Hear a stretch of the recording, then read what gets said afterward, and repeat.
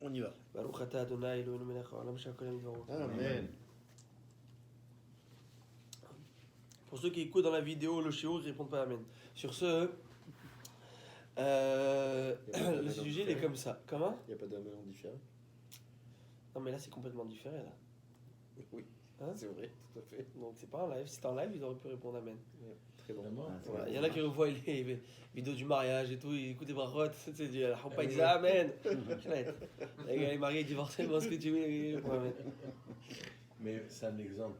On n'est pas exempté de la mitzvah du chauffard par téléphone. Non, mais c'est On en va plein pas Yom rentrer Tov, dans tu ce peux très pas. compliqué. C'est plein Yom Tov, tu peux pas quand Non, même. mais. Non, c'est même pas, on va dire. Yom Tov, mais crème on Megillah, parle de Megillah. Purim, peut-être. Megillah, Megillah, voilà, Megillah, c'est différent. Mais là, on n'est pas exempté. Non, pas comme ça, parce qu'il y a un petit décalage. Il y a un petit décalage. Par contre, Minyan, c'est différent. Mais bon, vous n'allez pas faire ça, on va avoir des iPhones Donc, sur les bancs ici. on va revenir sur le. Donc la question qui a été posée par Rabbi Hari Hatzadik, Baruch Haba David. Alors la question elle est, jusqu'à quand doit-on lire le schéma? Alors la Torah nous donne une mitzvah, de lire le schéma le matin à notre lever, et à notre coucher, à notre lever, donc le soir et le matin. Et les Chachamim ont expliqué c'est quand les heures du lever, c'est quand les heures du coucher. Et là on va parler par rapport au matin, c'est sur ça qu'on va se focaliser maintenant, sur cette question. C'est quoi le lever? Alors le lever normalement c'est depuis une heure où on a une reconnaissance, où il y a assez de lumière pour reconnaître, la Gemara a dit, la Mishnah a dit dans Brachot, reconnaître entre deux couleurs de vêtements, ou de reconnaître son ami à une distance. Donc voilà, c'est une heure. Maintenant, celui qui ne peut pas faire ça, c'est un peu trop tard, lui, il doit quitter ou quoi que ce soit, X ou Y raison, il peut faire ça depuis l'aube. C'est jusqu'à quand? C'est jusqu'à la 3e heure de la journée. Mais c'est quoi les heures de la journée? Comment ça s'appelle une heure de la journée? Alors, on a combien d'heures dans une journée, Rabbi Hari? 24. Hazak, on a 24, mais c'est divisé entre 12 heures de la journée et 12 heures de la nuit. Maintenant, ces heures-là sont, comment elles marchent? Elles marchent que tu calcules depuis le lever du soleil, jusqu'à quoi? Jusqu'au coucher du soleil, sortie des étoiles, et tu prends ce temps et tu divises par 12. Tu as 12 heures. Pareil pour la nuit. Ce qui fait que la nuit, les heures les shaot qu'on appelle shaot zmaniot, des heures qui sont relatives au temps effectif qui est entre la journée et la nuit, diffèrent entre l'été et l'hiver. En hiver, on a une plus longue nuit, donc les shaot zmaniot vont être plus longues la nuit, et en journée, ils vont être plus courtes. D'accord? Et donc, c'est lorsqu'on donne des heures dans la halakha, on te dit jusqu'à 3 heures, c'est 3 heures depuis le lever du soleil, 3 heures proportionnelles. Et bien, on va prendre un cas de figure. Par exemple, regarde, la shazmanite, c'est écrit ici, la shazmanite, c'est l'heure proportionnelle, est de 43 minutes. 40 fois 3 fois 12, tu auras toute la journée. Alors, si on compte depuis le lever du soleil ou depuis le halot hashachar, c'est ça qui fera la différence, selon les deux décisions halachiques, on verra. Et c'est jusqu'à ce moment-là que tu peux lire le schéma. Après, tu ne peux plus faire le schéma, ou tu le fais, mais tu n'as pas fait la mitzvah. Parce que c'est le temps où le monde se lève. C'est ça que la Torah te dit, se lève. Alors, si tu vas prendre au jour d'actualité, au jour d'aujourd'hui, par exemple, l'heure, le premier zman du Kriyat Shema qui est dans la halakha selon le Magen Avraham, c'est 9h13. D'accord? Et comme c'est une mitzvah de la Torah, le Kriyat Shema, on est toujours mahmir. Tu as raté le premier zman, le premier temps, on va être plus cool, on va selon le Gaon de Vilna, où il pense que c'est un peu plus tard, ça va être 9h39. D'accord? Donc là, C'est quel programme ça? c'est le Kalji. Ok, je l'ai ici. Alors toi, tu vas selon de moi. oui, parce que tu vas selon une autre chita. Encore, tu peux aller dans les réglages et tu fixes selon lequel chita Rav Yosef, Rav Si, Rav ça, tu vas selon la chita. Parce que vous êtes pas bon. Ou peut-être le fuseau horaire n'est pas le même. Ton fuseau horaire, il est bien. Il est sur quoi ton fuseau horaire? Montréal. Oui, il est Amsterdam. Oh, ok. Bon, t'es sur Amsterdam, mais en tout cas. Mais Les gens de Amsterdam, ils sont. Ok. Non, mais eux, de toute façon, ils se lèvent plus tard. Écoute, alors, ils n'ont pas besoin de travailler. Maintenant, écoutez. Alors, après, il y a aussi la même conséquence à l'Afrique, c'est sur le temps de la prière. D'accord? Tu ne fais pas ta tefila quand tu veux. Tu ne fais pas shaharit à 1h d'après-midi. Il y a un temps. Donc, il y a 1h max Magen Avraham, 1h max Gra, c'est Gonovina. D'accord? Donc, ce sont ces. Voilà. Et c'est très important de vivre. Un Ben Israël doit vivre avec un calendrier. Un Ben Israël et une Bat Israël aussi avec un calendrier. Nous deux, on a un calendrier. Nous, on a un calendrier pour les heures des prières, Minha, Arvit, Shaharit, Kirat Shema, Kirat Shema du soir, ce que je refais. Alors le soir, comment ça marche? C'est après la sortie des étoiles. Dès qu'il y a la sortie des étoiles, là on est dans ce qu'on appelle dans l'heure où les gens vont dormir, et à ce moment-là on fait Kirat Shema, et là c'est mis la Torah. D'accord? Et celui qui a fait avant, ça très souvent, Dieu il vous dit la prière, refaites le Kirat Shema. Refaites après cette heure, parce que on n'est pas encore à l'heure de la Torah. D'accord? Très bien. Ça arrive surtout en été. En été, c'est difficile, pas ici, mais plutôt en France, en Europe, ou lorsque c'est à 11h, 11h15. Et là, il faut que tu fasses le Homer ou le Kirat Shema après cette heure-ci. Moi, je me souviens quand j'étais jeune, je suis encore très, mais bien plus jeune, et je mettais, mon père, on mettait le réveil, parce que je partais dormir pour l'école. Donc je restais pas jusqu'à 11h, je fermais les stores, mais je me mettais à 11h quelque chose pour me réveiller, pour faire le Kirat Shema. Parce que c'est l'heure du Kirat Shema. Hein? Non, c'est pas... C'est pas ça quand on a 17 ans. Hein? Non, bon, après pour les bonus, on va après la vidéo, on va expliquer comment ça se passait. Mais voilà, c'est important. Et aussi le matin, c'est très important. Le matin, tu veux faire... Non, on peut pas faire tellement la grasse mat, à cause de l'heure du Kirat Shema ou de la Tefila, mais le schéma, c'est la Torah. Alors, comment tu fais si tu veux faire un peu de grasse mat? Tu vois l'heure, tu te lèves vite, tu fais comme ça, tu fais Birkot à Shahar ou à Torah, et tu fais le Kirat Shema, tu vas dormir. Après, tu n'as plus le goût de faire la grasse mat, tu vas à la Tefila. Mais il est écrit que le Hatal, le soir du mariage, il n'est pas tour du Kirat Shema. Pourquoi? Parce qu'il est occupé. Il est occupé, sa tête elle marche. Comment ça va se passer? Où il va aller? Ah oui, il s'est embarqué simplement. C'est comme ça, c'est tous les jours. Il va faire une mitzvah là, il ne sait pas comment c'est sa première fois. Ça dépend. Donc dans le cas où elle est par exemple, où elle est plus vierge, etc., c'est pas pareil. D'accord? Là, est-ce qu'il va trouver? Attends, il lui a dit jusqu'à maintenant qu'elle était. Plein de choses. C'est elle qui a le stress dans ces cas. Mais c'est lui, non, c'est lui. Mais par contre. Censuré, ça. Non, c'est la halakha. Ok. Vous pouvez voir dans la halakha. Par contre, parce qu'à l'époque, il faisait un Kirat Shema costaud. Aujourd'hui, notre Kirat Shema, il dure même pas ça, 1 minute et demie, donc ça va, on peut le faire. Ok. C'est passé 1 minute et demie. Ok, au contraire. Maintenant, donc, c'est bon, on a eu un Ouais, bon. c'est bon. Très Donc, bon. tu t'installes le Kalji? Ouais. C'est bon? Ouais. On est ok. Sans faire de promotion. Il est gratuit sur le Et App pourquoi Store j'ai dit- sur le Google, Et messieurs, pourquoi j'ai dit. Play Store. Ouais, c'est gratuit. Je l'enverrai bien. Ah, sur tu le vois Play Tu m'as Store. pas envoyé le truc là. Ouais, c'est ça. Ouais, J'ai excuse-moi. attendu, mais J'ai oublié. j'ai Sorry, il fallait m'envoyer. Ok. oublié. Dans l'avion, tu vas voir. Alors, l'idée. Vous avez remarqué, j'ai dit que tout Ben Israël doit avoir un calendrier, et j'ai dit aussi une bâtisse Israël. Oui. Pourquoi une fille juive doit avoir un calendrier, messieurs? Pour le calcul de Hein? Emmerder son Sarah héritage. Tamishpara. Non, ça c'est. Dans tous les cas, elle fait ça. Tamishpara, Shabbat, tout ça, après, faut savoir.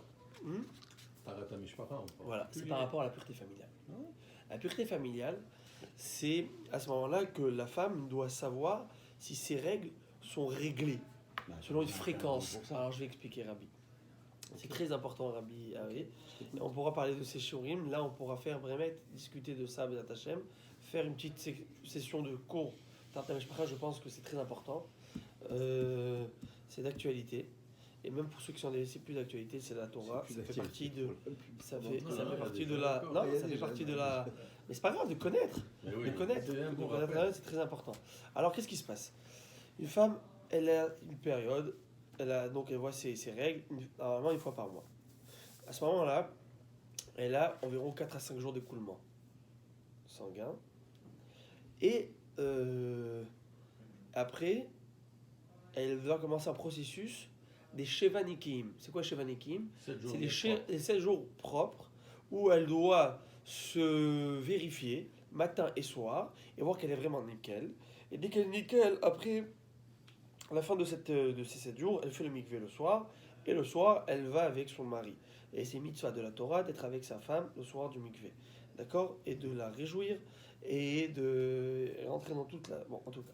Maintenant, l'idée, c'est que quand est-ce qu'elle va tomber Nida?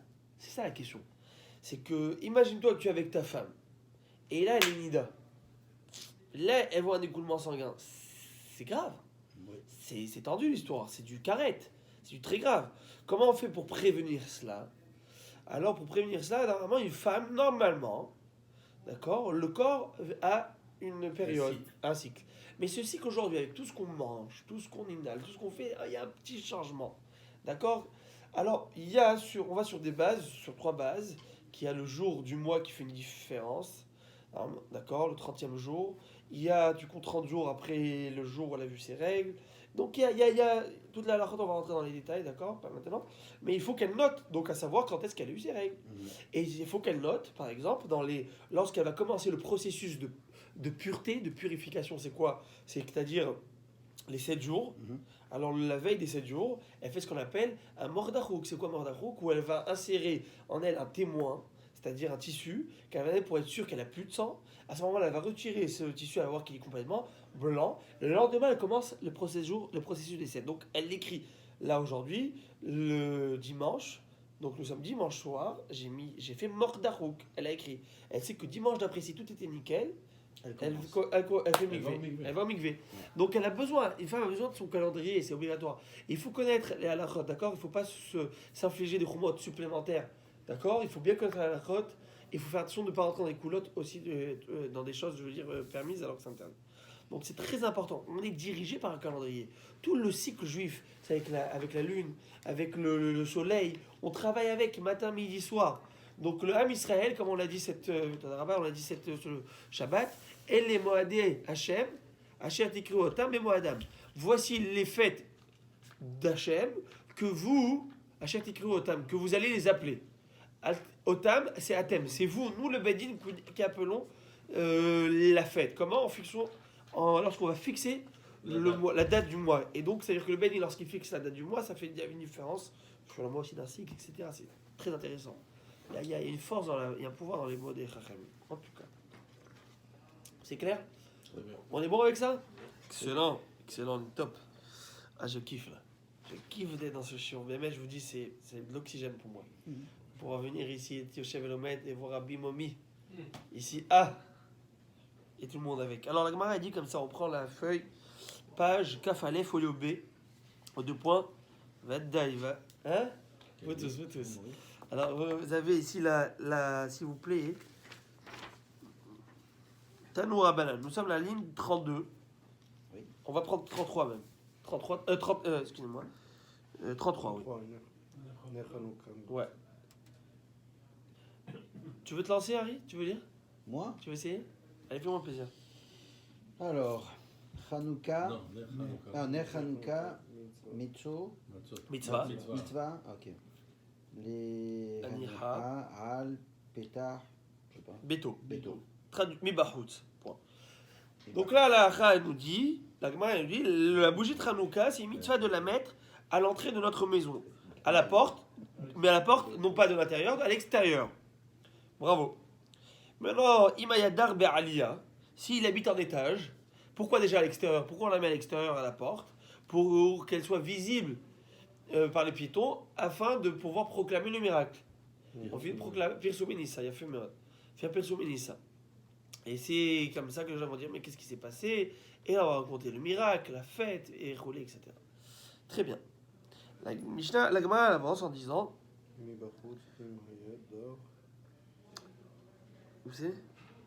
34. Ouais, 34. Vim Ayadar Ba'aliya. S'il habite en étage, à l'étage, il ne peut pas mettre à la porte. Où à la porte? Il met à la fenêtre, que ce soit visible par les piétons. Dans la fenêtre qui est visible, qui est proche du domaine public, afin qu'elle soit visible. Ou Béchaat à Sakana. Par contre, au moment du danger, c'est quoi? Où il y avait une montée d'antisémitisme et qui ne pouvait plus faire ça. Donc déjà, la Gemara elle dit, Shata Sakana, c'est une sakana de faire sortir la Chanoukia. Donc le pire souminissa va changer. C'est plus la proclamation de miracle pour le monde à l'extérieur, ça devient une proclamation de miracle pour la maison, pour la famille. On change. Tu la poses sur ta table et ça suffit. It's enough. Intéressant, non? Oui. De voir qu'il y avait déjà. Déjà, il y avait des programmes et des, tout à fait. des risques. Et alors aujourd'hui en Érythrée, est-ce qu'on est toujours sakana ou pas sakana? Non, il n'y a plus de sakana. Alors voilà, chacun selon. Donc ça veut dire que l'idée de base, c'est qu'il n'y a pas de. Lorsqu'il n'y a pas de sakana, la mitzvah c'est à mettre à la porte. C'est quoi Sakana? Sakana, c'était un danger. Un danger. C'est partout en Israël, lorsqu'il y a un truc, Mais- c'est écrit danger, La sakana. vérité, ici aussi, on n'a pas de danger. S'il n'y a pas de danger, alors il n'y a rien à mettre. Maintenant, la question, elle est Si ça. les goyim, ils peuvent mettre les C'est lumières ça. de Noël. nous, Tout à fait. Mais non, mais c'est- Tout à fait. Alors la question, elle est, c'est ça, mais ta question, il faut voir à l'archiquement parlant. Comment Mais au Maroc, on mettait pas les Hanoukia dehors comme ça. alors, je vous dis, Jamais d'avis. alors, vous savez c'est quoi, Béchat à Sakana, vous voulez que je vous dise quelque chose? À Sakana, Rachid, il explique, c'est pas, Sakana, c'est pas par rapport à l'antisémitisme, c'est par rapport à autre chose. C'est qu'à l'époque, les Perses, Oui. ils avaient le jour, c'est intéressant, ça tombait dans la même période, on se demande pourquoi, une fête où il y avait dans cette fête un couvre-feu. Toutes les maisons devaient être obscures, les seules maisons qui auraient pu être allumées, c'est les monastères perses. Donc on ne pouvait pas allumer, tu pouvais pas mettre une Hanoukia comme ça à l'extérieur. Quand tout le monde était. Donc tout le monde devait rentrer à l'intérieur, il baisser le rideau, je ne sais. Et donc c'était ça dangereux. D'accord? Est-ce qu'on est clair? Parce que Béchat à Sakana, c'est l'heure du danger. Ouais, Chata Sakana, Rachid explique que c'était de cette Sakana, c'était ça qui s'était passé. Alors, on va le verra plus tard, mais je pense que ce shiur, le shiurim qu'on va faire maintenant, ce shiur, ou peut-être le prochain, peut-être on verra. Qui va être là pour le jeudi? Vous êtes là jeudi? Ouais. Parce qu'à Mistama, après on va faire relâche pendant la semaine des vacances, et après on va reprendre. Alors, on verra dans Il y la a 2 halachot. semaines de vacances alors. Ouais, non. D'accord. L'idée étant comme ça. On verra plus tard que la Hanoukia, il faut la mettre, à la porte, on la met du côté gauche, en face de la mezouza. Pour être entouré de mitzvot. À droite, la mezouza, à gauche, la Hanoukia. Et si tu as le tzitzit, c'est mieux, tu es vraiment entouré. C'est très bien. Donc on le verra. Maintenant, c'est écrit Amar Rava. Rava nous apprend un nouveau din. Et c'est là la halakha que vous me dites, d'où on le met à la fenêtre. C'est d'ici qu'on l'apprend. Amar Rava. Tsarich ner ha'ayret l'ishtamesh leora. Vous connaissez cette notion du shamash? Oui. Le shamash, on l'a tous. Oui. Mais d'où ça vient? C'est Rava qui vient nous dire. Rava nous dit, et il nous faut, lorsqu'on allume la bougie de Hanoukia, les bougies de Hanouka, il faut mettre une autre bougie pour pouvoir profiter de la lumière. Ça veut dire, parce qu'à l'époque, à l'époque, il y avait des veilleuses, c'était des bougies, c'était pas l'électricité, on va dire, d'accord? Donc, qu'est-ce qui distingue que là, tu allumes la Hanoukia et la Hanoukia, elle est pour toi, ou pour en profiter, ou pour le miracle? Donc là, tu les mettais à la fenêtre, tu mets à la porte, et tu mets une autre bougie pour en profiter. D'où le shamash. Je dis non, moi je profite pas de ces bougies, moi je profite d'une autre bougie, qui est externe au système de la Hanoukia. D'où ce shamash qui doit être élevé ou surélevé ou de côté, pas dans la même au diapason avec les autres nérotes. C'est bon? Et pour montrer que si j'en profite en fait pas de les bougies de Hanouka, je profite de ce petit shamash qui est un auxiliaire. Alors si on suit cette logique, vous allez être d'accord avec ce qui vient juste après. C'est écrit que Ve'ika Medura Lotarir. Mais s'il y a une cheminée à la maison, un feu, mais un bûcher, comment on appelle ça, un petit feu, voilà, c'est une cheminée, et ben il n'y a pas besoin de shamash. Pourquoi? Parce que c'est quoi la logique du shamash? C'est de montrer que j'ai autre chose, je profite d'une autre source de lumière, là je l'ai déjà. Par contre, si c'est Adam Khashouv, si c'est un homme important, alors qu'est-ce qui se passe? Qu'un homme important, Adam Khashouv, c'est un homme important, un notable. Et notable, apparemment, c'est ce que je comprends, il faudrait expliquer de cette manière, et Rachid explique ça, c'est qu'un notable, les gens Le prennent comme voilà, référence, allumaient à la maison des chandeliers. Il ne suffisait pas, c'était les gens qui n'avaient pas tellement de moyens, hein. Il ne peut pas se permettre d'allumer des chandelles tous les soirs. Mais ceux qui avaient l'habitude de s'allumer un chandelier, donc quand tu vois un chandelier à la porte, tu vois un chandelier à la fenêtre, ils se disent, bah, c'est sûr qu'il fait ça pour l'utiliser. C'est pour s'éclairer, c'est pas Hanouka. Donc dans ce cas-ci, la cheminée n'est pas suffisante, il faut toujours avoir le petit shamash à côté. Et apparemment, on est tous des notables, donc on a tous nos petits shamash. Ça veut dire que même la lumière aussi, c'est la même chose. On n'a pas besoin de Non, mais shamash. c'est pas. Ça serait ça peut-être l'idée si on pourrait amener ça le jour d'aujourd'hui. C'est vrai que si tu n'aurais pas besoin de ton shamash, ça serait ça l'idée. Mais là, on voit que le shamash, il est quand même important si on explique deux choses. C'est comme le principe du 4 Hametz. Non, le shamash, il peut faire deux choses. Ou pour en profiter, on dit qu'on le profite. Ou pour dire qu'on met un shamash pour dire, tu vois, ça c'est une bougie qu'on peut en profiter, les autres en profitent pas. C'est pour faire cette distinction, que ça en profite pas. Donc selon la première logique que tu dis que c'est pour éclairer, bah j'ai mis les lumières d'aujourd'hui, c'est vrai. Mais selon la logique que le shamash pour te dire, tu vois, je mets 2 bougies. Cette bougie c'est de la mitzvah. Qui sait que c'est une bougie de mitzvah? Et ça qui est de retrait, c'est pas de la mitzvah, ça fait cette distinction. Et là, lumière ou pas lumière, j'ai besoin peut-être de ce shamash. Le jour d'aujourd'hui, on allume tous avec le shamash. Et là, on rentre dans le vif du sujet. Et on va terminer avec ce qui est en bas de toute façon, parce qu'on n'a pas plus de feuilles. Mais on va rentrer là dans le Hanouka. Are you ready? Yeah. Là, vous avez le steak. Là, ça va être la chair de la suga, du sujet de Hanouka. Rabbi David, est-ce que tu veux lire? Ouais. Tu veux lire? Vas-y, vas-y. Tanu Rabbanan. Je me pose comme. Non, la Gemara dit Maï Hanouka. Ligne 39. Maï Hanouka. C'est quoi Maï Hanouka? What is it Hanouka? Oh, Maï. Maï. Maï, C'est pourquoi Hanouka? C'est quoi Hanouka? Comme Maïchtana aussi un peu. Voilà, Maï. Maï en araméen, c'est pourquoi. C'est quoi? Qu'est-ce que Hanouka? C'est quoi Hanouka? Rachid va nous expliquer c'est quoi Hanouka. Tout petit, mais Rachid donne une autre explication dans un shiur, mais on aura l'occasion d'expliquer dans un autre shiur. Mais Rachid explique sur quoi Maï Hanouka. Rachid dit Al Ezenes Kevaoua.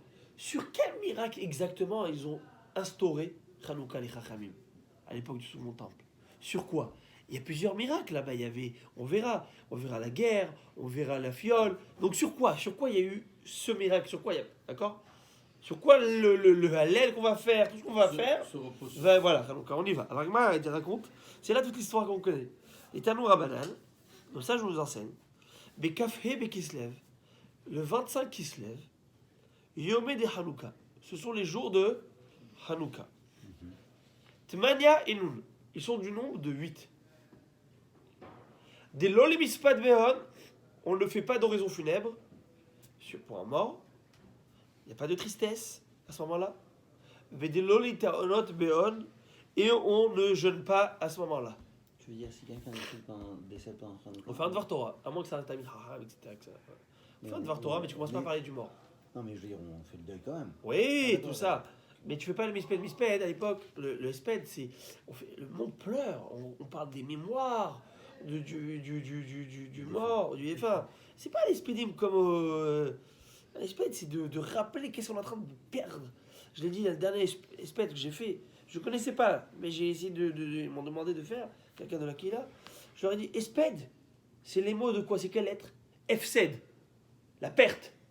Tu dois aujourd'hui mesurer qu'est-ce qu'on a perdu. On perd quoi? Alors quoi, il est mort, c'est fini l'histoire? Non, que ça soit pas une perte sèche. Qu'il y a ici quelque chose qui va nous construire de ce départ, qui va nous apprendre quelque chose de ces valeurs. D'accord? Alors il écrit, on ne fait pas de espédim. C'est un jour de joie, on va pas commencer à faire pleurer tout le monde. Ok, c'est clair? Wa Hazak. Je crois que nous, on va déménager là et toi, tu vas venir ici. Il faut faire un bête midrash ensemble. Vous pouvez ne pas être d'accord avec lui. Hein. On va dire toujours oui. Ils sont jamais d'accord avec moi. Tu vas toujours dire non. Alors, C'est bon. l'idée étant, si on pouvait faire, parce qu'on veut essayer d'organiser un petit bête midrash, faire ce même show juste là-bas. C'est la bonne cacophonie de la halakha. Alors, on avance ou on n'avance pas? On avance. Ok, on est bon. So, the Gemara says, 16. Non, Tu peux dire 10. dit. Donc 16? Ouais. 16. Ok. Elle parle aujourd'hui. Ouais. C'est 16. 16, exactement. Elle nous parle. Ouais, Elle est en train de nous dire quelque chose. Bien sûr. Qu'est-ce qu'elle nous dit?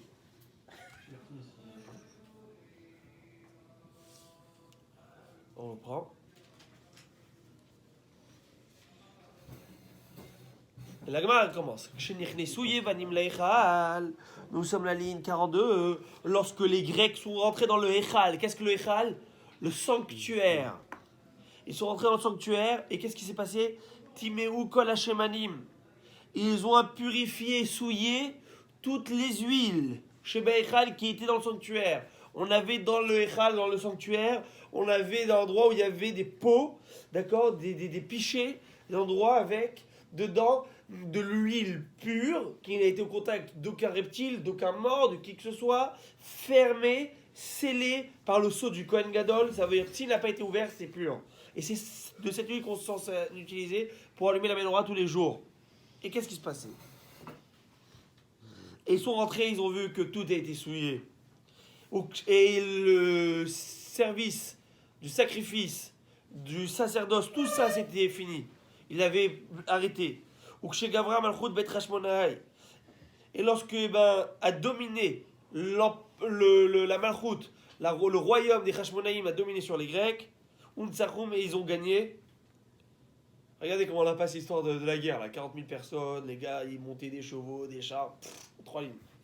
Lorsque les Hashmonaïm ils ont dominé, alors qu'est-ce qu'ils ont fait? Là on rentre dans le sujet, on dirait que la Gemara, elle fait comme pas une impasse, mais t'amènes à quelque chose qui est encore un peu plus. Batkou, Velomatu et la Pahirat Shemen. Ils ont cherché pour allumer la menorah. Et qu'est-ce qu'il fait? Qu'est-ce qui se passe? Ils trouvent pas. Ils trouvent rien. Ils trouvent une petite fiole et avec fermé. Alors c'est illogique, tout est cassé, tout est souillé, tout est. Et tu trouves une comme ça qui t'attend rien, qui te dit bonjour. Qu'est-ce qui se passe? On verra. Top, vous allez voir. Il y avait deux dans cette fiole qui est dans la page 40, dans la ligne 44. Dans cette fiole, il y avait suffisamment d'huile que pour allumer que pour une journée. Là, c'est un bonnet, il y a eu un miracle. Et ils ont allumé 8 jours. Les Shana Heret, l'année d'après, les années plus tard, l'année après, Kevarum, les Chachamim ont décidé d'en faire une fête. Va'asaum, Yamim Tovim, ils ont fait un jour de fête. Comment? Non pas par Ayam Tov, on peut plus faire des mélachot. Non, là on peut faire des mélachot, on peut faire des travaux. On peut prendre la voiture, on peut faire ce qu'on veut. C'est pas Ayam Tov. Mais Behallel ou Beoda, avec quoi? Avec le Hallel. On fait le Hallel Gamour pendant les 8 jours de Yom Tov. Et Beoda, et par le remerciement. Comment on remercie Hachem? À la Nissim, à la Pourkan, qu'on fait dans le Birkat Modim, et Birkat Nodelecha dans le Birkat Amazon. Right. C'est bon, on a étudié cette suga. Ça c'est la source de notre fameux miracle. La source. Pourquoi est-ce que ça, c'est la source du miracle? Et c'est pas le fait qu'on était en guerre contre. No, Pourquoi le miracle de la bougie et non pas Ok. la victoire? Okay, you want the answer? You want the answer? You want the answer? Il n'y a pas de Tu veux la réponse? Ok, come the 29 of the December in the petit déjeuner. Venez au 29. Non, le 29 Quel décembre? décembre. Le 29 Il y a un décembre, petit il y a déjeuner. un grand déjeuner. Il y a un grand petit déjeuner le matin Petit déjeuner. pour Rosh Chodesh. Et Bli Neder, je parlerai de ça. Mais Ça va avant de finir le cours, est-ce que tu peux nous dire Alors, il va falloir- comment allumer la mémoire? Bien sûr. Alors, il va falloir dire. On va revenir sur le Carole. Hein? On va revenir pour le 29. Quand vous êtes en Floride? Facebook Live. Ben, premier, Ah, on fait live. premier- Bli Neder, ok? Moi, j'ai pas. On va faire live. Quelqu'un va. Tiens, Facebook? Non. Bon, Hachem. Ok, quelqu'un. FaceTime. Hein? Non, WhatsApp. FaceTime de tous. Ça s'appelle Un Facebook Live. Oh, ça existe. Ou un Instagram Live. Oui, bien sûr, c'est. David, tu vas être là? conférence téléphonique. Bien sûr. Je pense pas. Bon, ok, on va s'organiser. Je demanderai à Ralph. Maintenant, l'idée, elle est comme ça.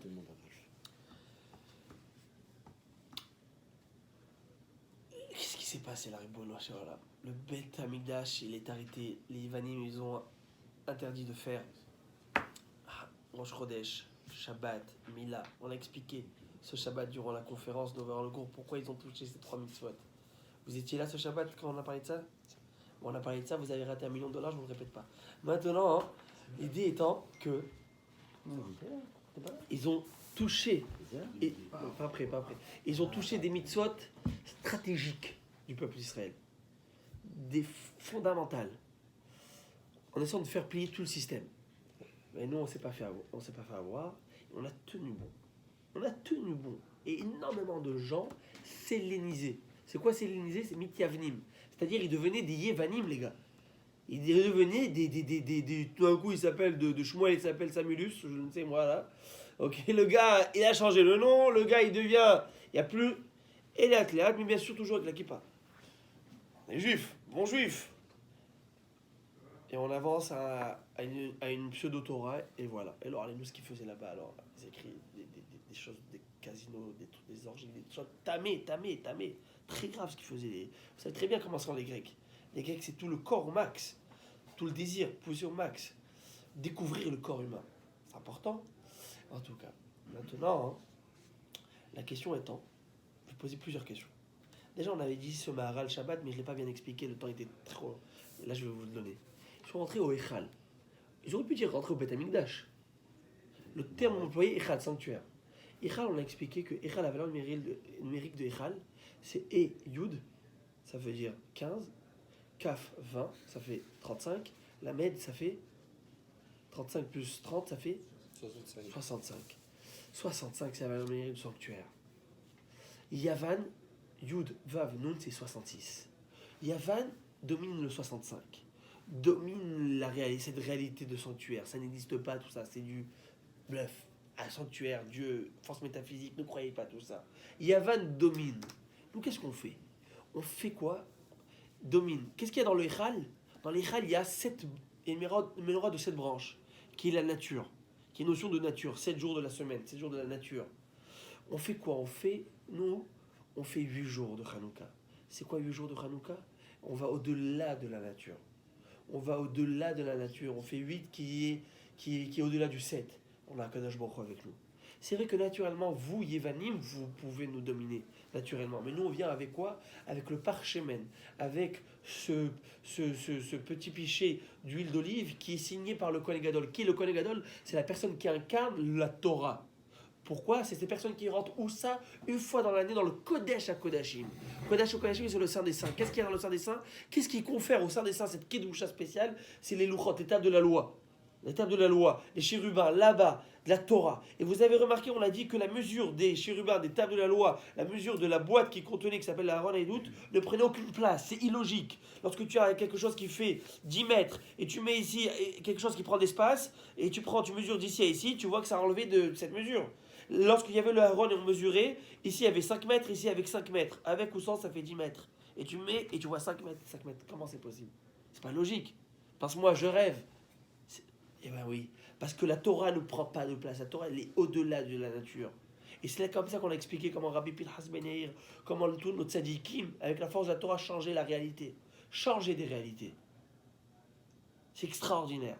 Parce qu'ils ont la force de la Torah. Alors nous, on dit aux Yevanim, avec ce parchemin du Kohen Gadol, avec la force de cette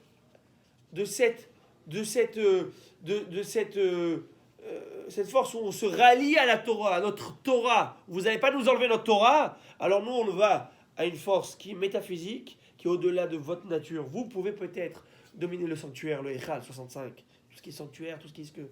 Mais dès que vous touchez à la Torah, vous ne pouvez pas dominer ça. La Torah est au-delà de tout. Parce que la Torah, Keter Torah, le Keter de la Torah, la couronne de la Torah est au-delà de la couronne du sacerdoce. De tout. Et même du roi. Il y a plusieurs. Il y a Keter Melucha, Keter Malchut, Keter Torah et Keter Keuna. Keter Keuna, c'est le sacerdoce, la royauté et la Torah. La Torah, c'est le pic, au-delà de tout. Il n'y a pas plus fort pour ça, de ça. En tout cas. J'ai une question. Oui. Quand on parle de la Torah et tout, quel rôle est-ce que les rabbinim ils ont joué d'après l'origine de la Torah? Parce que quand on dit Torah, est-ce qu'aujourd'hui, avec tout ça qu'on nous dit, on dit les rabbins, les rabbins, les rabbins. Alors c'est le concept de l'être humain qui vient ajouter à la Torah.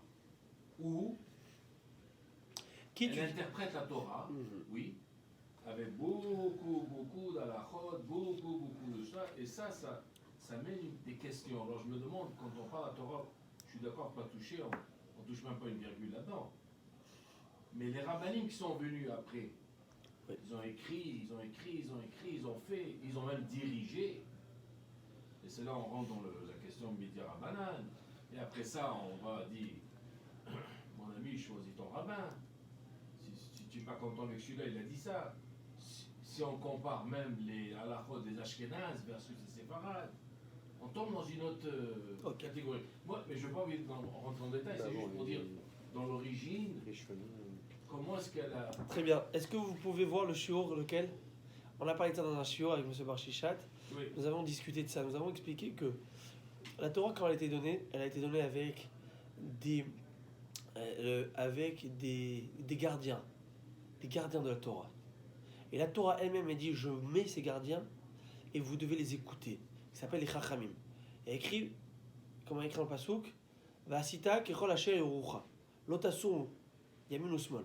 Tu ne peux pas bouger ni de droite ni de gauche de ce qu'ils te disent. Et la Khamim, ils expliquent que c'est quoi ce qu'ils te disent, même s'ils te disent que ta gauche c'est ta droite et ta droite c'est ta gauche, tu les écoutes. Mais c'est pas possible. Droite. Parce que c'est vrai à tes yeux. Mais moi, quand je te dis que ta droite c'est ta droite et ta gauche, parce que c'est à mes yeux. Aux yeux d'un Chacham qui a la bonne vue, la vue de Da'at Torah, selon ce que la Torah elle te demande, alors que son cerveau est formaté selon la Torah. Des Chachamim, je parle des Chachamim. Non, nos rabbins, c'est différent. Le rabbin aujourd'hui, il est juste, il t'amène à l'halakha. D'accord, il ne peut pas venir innover. Un Chacham aujourd'hui, un rabbin ne peut pas innover. C'est juste qu'il jongle avec les principes qu'il a reçus, les principes qu'on a reçus de notre Torah et de nos Chachamim. Il y a un stade où on ne peut plus voir. Depuis la clôture du Talmud, on n'invente plus d'autres choses. Il n'y a pas d'invention. À moins qu'il y ait eu des takanot, comme takana de Rabbi Gershon, Rabbi Gershon Maragola. Il y a des takanot, on ne peut pas se marier avec deux femmes. Ça fait 1000 ans, il a fait une takana. On ne se marie pas avec deux femmes. Point à la ligne. Tu veux te marier avec deux femmes, tu amènes 100 signatures. Ça arrive, des gens qui leur allaient nous, leur femme est devenue mentalement folle, problème mental. Ils ne peuvent plus la divorcer d'après la Torah. Femme qui est folle, tu ne peux pas la divorcer d'après la Torah.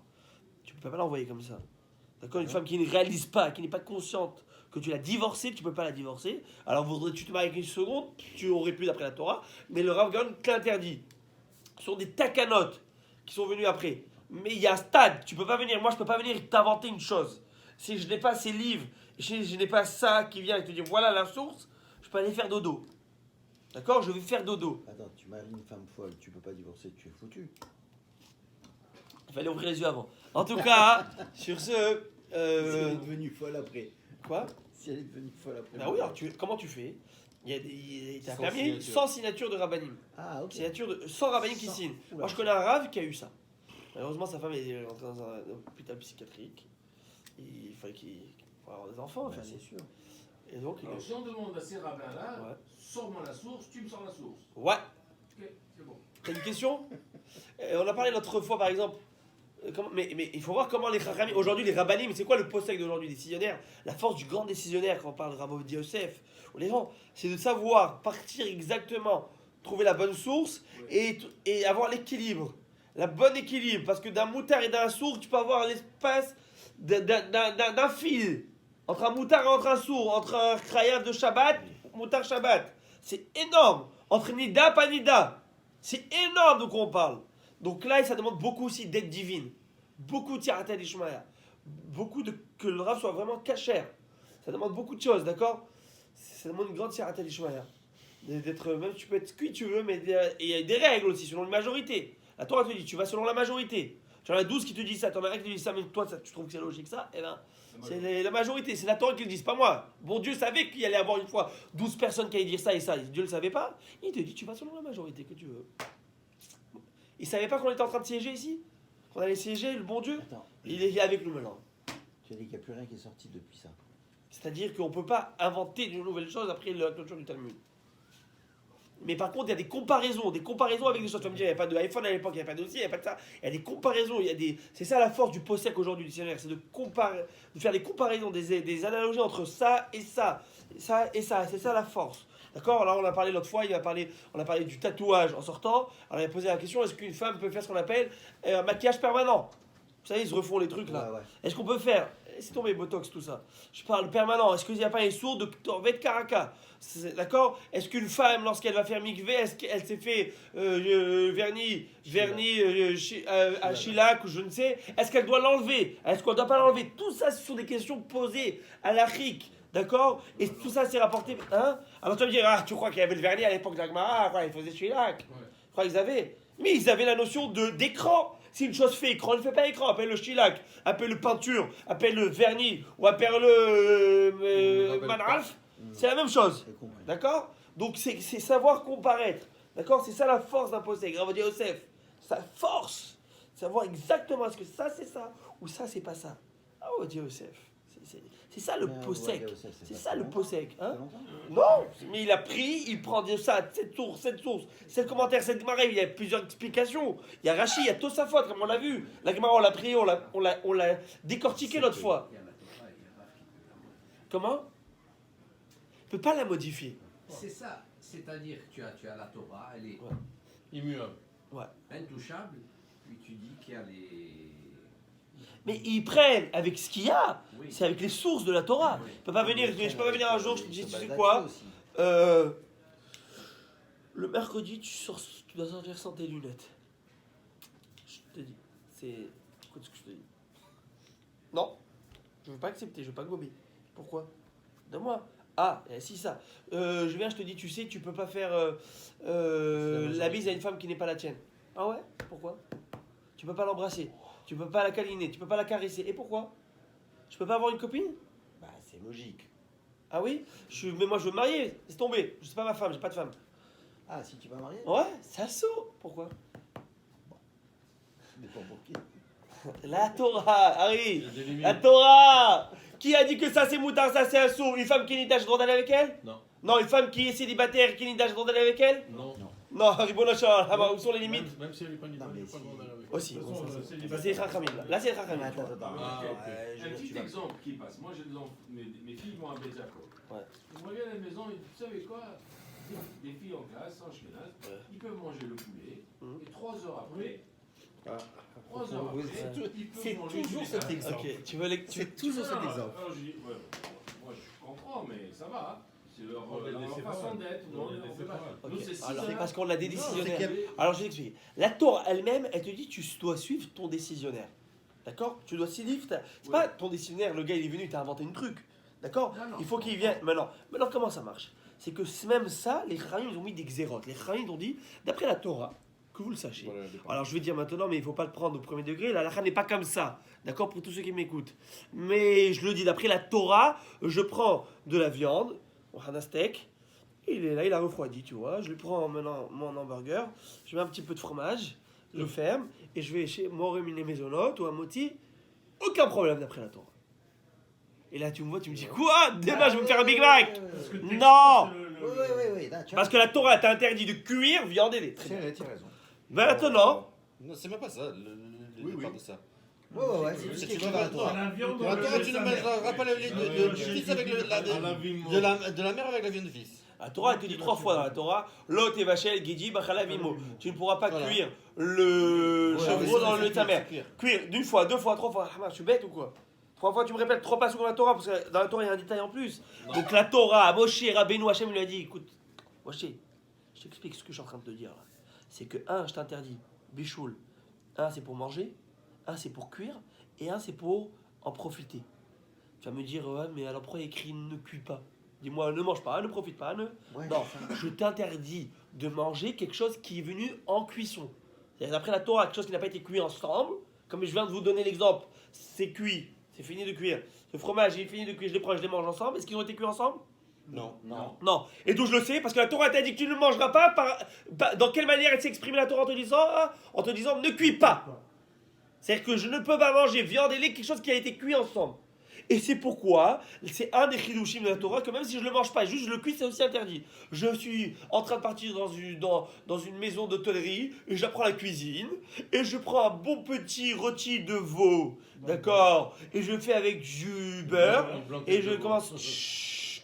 Et ben, mais je le mange pas, je suis cuistot au truc, au McDo, je ne sais. C'est assourd, la Torah t'interdit aussi de le cuire, même si tu ne le manges pas dans le Bassar Bichalav. Donc c'est ça, ça c'est la Moshe Rabbeinu qui a reçu Il ça. a dit le lait de sa mère, il n'a pas dit le beurre. Très bien. Très bien. Bonne question, pourquoi de sa mère? Réponse, Rachi Alamakom t'explique. C'était la manière que ça se faisait à l'époque. Tu prenais le lait plus de goût. Bah, c'était le même bétail, D'accord, c'était mais un c'est troupeau, pas. c'était Mais, le même troupeau, mais, c'est mais tu vas pour me ça. dire, pourquoi on parle de sa mère? Pourquoi on parle. Réponse, c'est que si tu prends du lait qui n'est pas cachère, quand je dis n'est pas cachère, du lait de chamel, et que tu cuis de la viande avec, tu n'as pas fait l'interdiction de la Torah de Bassar Bechalav. Si par exemple tu devrais partir, tu es un cuisinier, tu prends du lait de chamel ou d'ânesse, et tu cuis Le chèvre, du les porc, chèvres. ou du porc par exemple, T'as le qui n'est droit. pas. Tu aurais le droit, mais Khamil t'interdit. Mais en tout cas, Non, ce mais- que. Et si je travaille dans un hôtel, je peux pas le faire? Alors j'explique pourquoi. D'après la Torah, tu as le droit. La Torah, elle te dit que tu as le droit. La Torah te dit que tu as le droit. La Torah. Tu es cuistot, toi? Non, mais c'est il y a bon. des juifs qui Eh ben, tu sais quoi, t'es cuit. Tu sais quoi, tu peux pas. Non, il y a des métiers qu'un juif ne peut pas avoir. Ah ben voilà. La Gemara raconte, je crois que c'est Rabbi Yoshua ben Levi ou Rabbi Yoshua ben Hanania. J'ai oublié qui. Non. Il y a des juifs très religieux qui sont dans le taref. Je vais expliquer, alors je vais expliquer ça. Ou dans les Attends, crevettes, j'arrive. j'en sais rien. J'arrive. Cette histoire de poulet, c'est ce qui ouvre tout. La Gemara elle m'a dit il a dit cette noblesse, cette noble, cette notable, elle lui a dit, tu sais, toi, t'es tellement beau, tellement bien portant, c'est sûr que tu es où que tu fais, tu es éleveur de porc, ça ramène beaucoup d'argent, avec une portée, t'en amènes 12, ouais, ou que tu prêtes avec rébit, tu prêtes avec intérêt. Il lui a dit, tu es très mal tombé, c'est les deux choses que je peux pas faire en tant que juif. C'est la Torah que j'ai en moi qui m'éclaire. Bon, la Gemara va dire autre chose qui l'éclaire, en tout cas. Maintenant, parce qu'ils ont pas qui dit Chochmat Adam, Taïr Panav. La Chochmat d'Adam, elle va éclairer son visage. Tu vois des gens, ils sont très pauvres, ce que tu veux, mais ils ont une kiba qui sort de eux. Alors je viens à tes 3 heures de poulet. Tu vas leur dire à tes filles. Tu vas dire comme ça. Tu vas dire comme ça. D'ailleurs, ma fille. Leurs amis à l'école, dans la Donc, classe, d'après la Torah.